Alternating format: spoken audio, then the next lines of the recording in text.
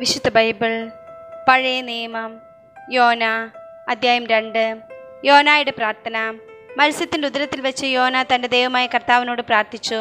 എൻ്റെ കഷ്ടതയിൽ ഞാൻ കർത്താവിനെ വിളിച്ചപേക്ഷിച്ചു. അവിടുന്ന് എനിക്ക് ഉത്തരമരുളി. പാതാളത്തിൻ്റെ ഉദരത്തിൽ നിന്ന് ഞാൻ നിലവിളിച്ചു. അവിടുന്ന് എൻ്റെ നിലവിളി കേട്ടു. അവിടുന്ന് എന്നെ ആഴത്തിലേക്ക്, സമുദ്രമധ്യത്തിലേക്ക് വലിച്ചെറിഞ്ഞു. പ്രവാഹം എന്നെ വളഞ്ഞു. അങ്ങയുടെ തിരമാലകൾ എൻ്റെ മുകളിലൂടെ കടന്നുപോയി. അപ്പോൾ ഞാൻ പറഞ്ഞു, അങ്ങയുടെ സന്നിധിയിൽ നിന്ന് ഞാൻ നിഷ്കാസിതനായിരിക്കുന്നു. അങ്ങയുടെ വിശുദ്ധ മന്ദിരത്തിലേക്ക് ഇനി ഞാൻ എങ്ങനെ നോക്കും? സമുദ്രം എന്നെ വലയം ചെയ്തിരിക്കുന്നു. ആഴി എന്നെ ചുറ്റിയിരിക്കുന്നു. പായൽ എൻ്റെ തല വരിഞ്ഞു മുറുക്കിയിരിക്കുന്നു. പർവ്വതങ്ങൾ വേരുപാകിയിരിക്കുന്ന സമുദ്രത്തിൻ്റെ അടിത്തട്ടിലേക്ക് ഞാൻ ഇറങ്ങിച്ചെന്നു. അതിൻ്റെ ഓടാമ്പലുകൾ എന്നെ എന്നേക്കുമായി അടച്ചുപൂട്ടി.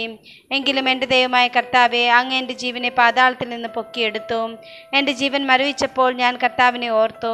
എൻ്റെ പ്രാർത്ഥന അങ്ങയുടെ അടുക്കൽ, അങ്ങയുടെ വിശുദ്ധ മന്ദിരത്തിലെത്തി. വ്യർത്ഥ വിഗ്രഹങ്ങളെ പൂജിക്കുന്നവർ തങ്ങളുടെ വിശ്വസ്തത വെടിയുന്നു. എന്നാൽ ഞാൻ കൃതജ്ഞതാ സ്തോത്രങ്ങൾ ആലപിച്ച് അങ്ങേക്ക് ബലി അർപ്പിക്കും. ഞാൻ എൻ്റെ നേർച്ചകൾ നിറവേറ്റും. കർത്താവിൽ നിന്നാണ് രക്ഷ. കർത്താവ് മത്സ്യത്തോട് കൽപ്പിച്ചു. അത് യോനായെ കരയിലേക്ക് ഛർദ്ദിച്ചിട്ടു.